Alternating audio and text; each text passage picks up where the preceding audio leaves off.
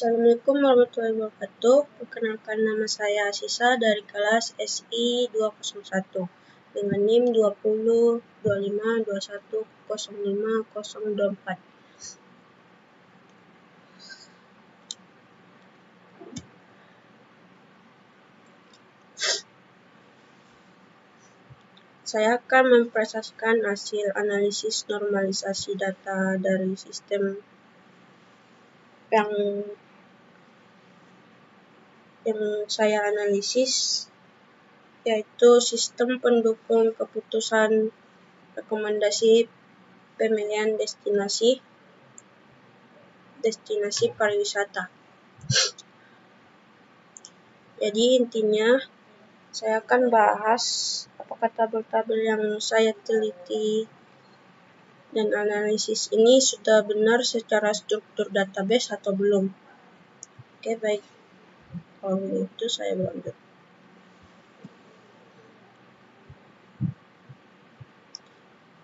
Oke, sebelum saya masuk ke detail masing-masing tabel, saya mau kasih gambar besarnya dulu. Total ada 8. Di sini ada total 8 tabel yang saya analisis. Dari tabel itu dari 8 tabel itu ada 5 tabel yang sudah memenuhi standar normalisasi minimal 3 NF, artinya strukturnya sudah bagus dan tidak perlu diubah. Tapi ada 3 tabel yang masih bermasalah dan perlu diperbaiki. Nah, tabel yang bermasalah itu adalah objek wisata, kriteria, dan juga penilaian.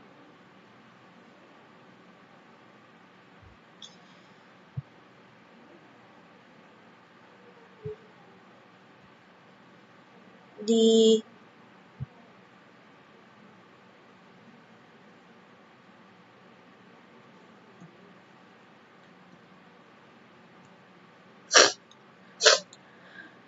slide ini saya bahas tentang tabel perancangan sistem ini, sesuai yang ada di bab 3 skripsi halaman 55-56. Ada tabel user, ada tabel fasilitas, ada tabel kriteria, dan juga ada tabel fasilitas wisata, subkriteria dan kategori, dan juga penilaian. Oke, saya akan masuk di tabel pertama yang bermasalah, yaitu tabel objek wisata. Masalahnya ada 2 di kolom ini. Kolom ini itu nilai SAU dan ranking.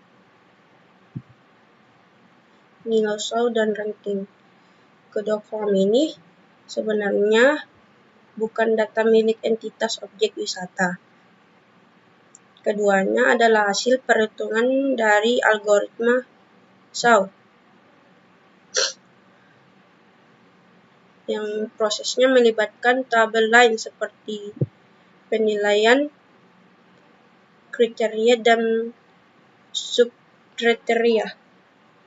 Dalam ilmu normalisasi, ini disebut dengan dependensi transitif, dan itu melanggar bentuk normal ketiga atau 3NF. Selain itu, ada juga masalah tipe data dalam kolom harga, jarak, dan waktu. Menggunakan tipe voucher pada nilainya. Dipakai untuk perhitungan numerik seharusnya menggunakan desimal. Solusinya adalah memisahkan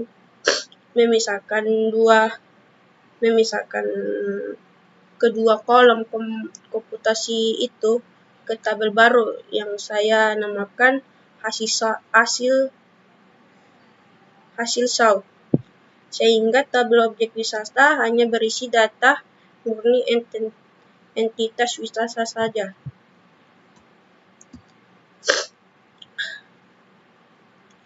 di slide selanjutnya, itu tabel kriteria punya potensi masalah. Kriteria punya potensi masalah di dalam kolom bobot. Karena nilai bobotnya sifatnya kontekstual, bisa berubah tergantung siapa yang menggunakan sistem dan untuk skenario apa. Kalau bobotnya diupdate, nilai lama akan langsung tertimpa dan tidak ada riwayat perubahannya. Nah, solusinya adalah memisahkan kolom bobot ke tabel baru bernama bobot kriteria.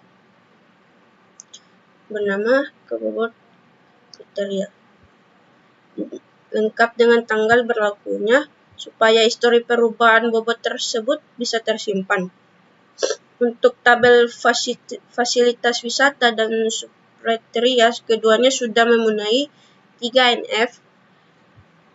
3NF tidak ada masalah di kedua tabel ini. Berarti hanya ada satu rekomendasi minor untuk fasilitas wisata, yaitu sebaiknya menggunakan composite primary key, gabungan ID objek wisata dan ID fasilitas, supaya secara alami tidak ada duplikasi relasi.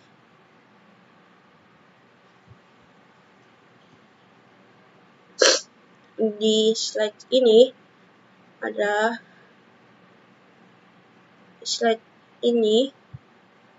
tabel yang paling banyak masalahnya, yaitu pelanggaran paling serius antara 2NF dan juga 4NF. Ada 3 masalah sekaligus di dalam tabel penilaian. Di tabel ini, pertama dan yang paling fatal itu tidak ada kolom nilai penilaian sama sekali. Padahal tabel ini fungsinya memang untuk menyimpan hasil penilaian objek wisata. Tanpa kolom ini, tabelnya tidak bisa digunakan perhitungan SHAO. Kedua, itu ada ID kriteria di sini yang sebenarnya itu redundan. Kenapa? Karena informasi tentang kriteria sudah bisa kita dapatkan dari tabel subkriteria lewat kolom ID subkriteria yang sudah ada. Jadi, menaruh ID kriteria di sini menciptakan dua sumber kebenaran.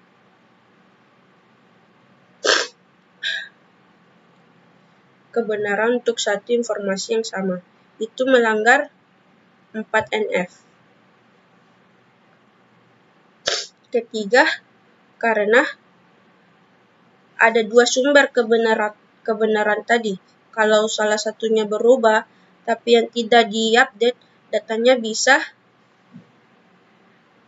inkonsisten. Solusinya sederhana, yaitu hapus ID kriteria yang redundan, lalu tambahkan kolom nilai penilaian. Kalau nanti butuh ID kriteria, cukup pakai join dengan tabel subkriteria. Di slide selanjutnya itu kesimpulan dari saya itu dari 8 tabel yang dianalisis, 5 tabel sudah memenuhi standar normalisasi dan tidak perlu diubah. Sementara 3 tabel objek wisata, kriteria, dan penilaian perlu diperbaiki sebelum sistem digunakan di lingkungan produksi.